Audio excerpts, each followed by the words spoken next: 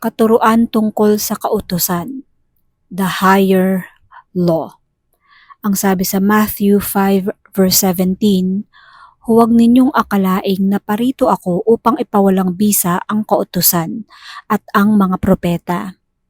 Naparito ako hindi upang ipawalang bisa ang mga iyon, kundi upang tuparin.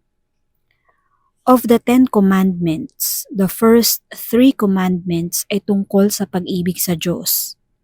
Ang susunod ay pag-ibig sa magulang, sa kapitbahay, at sa kapwa. Kaya sabi ni Jesus, huwag na kayong malito, dalawa lang ang utos.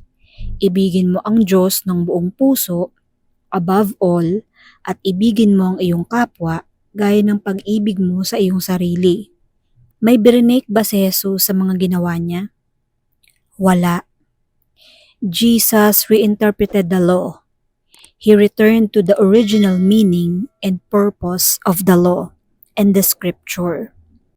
He never really broke it, but he rewrote it and made it user-friendly. Ang interpretasyon ni Jesus at ang application of the law is of the Father because He is divine, the deity that lived in bodily form. So kung ano ang inutos at ipinagawa ni Jesus, yun ang tunay na kalooban ng Diyos. Everyone before Him just had it wrongly. Nagmukhang tama yung mga mali, kaya nung dumating si Jesus, siya ang nagmukhang mali. Jesus abolished the wrong interpretation and application of the law na uso sa panahon niya and even before His time.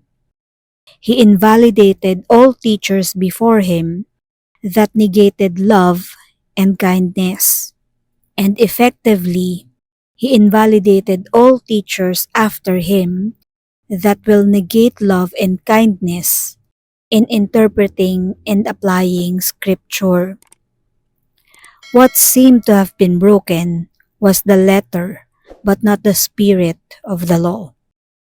To love God and to love others is the higher meaning of the spirit, not the letter of the law.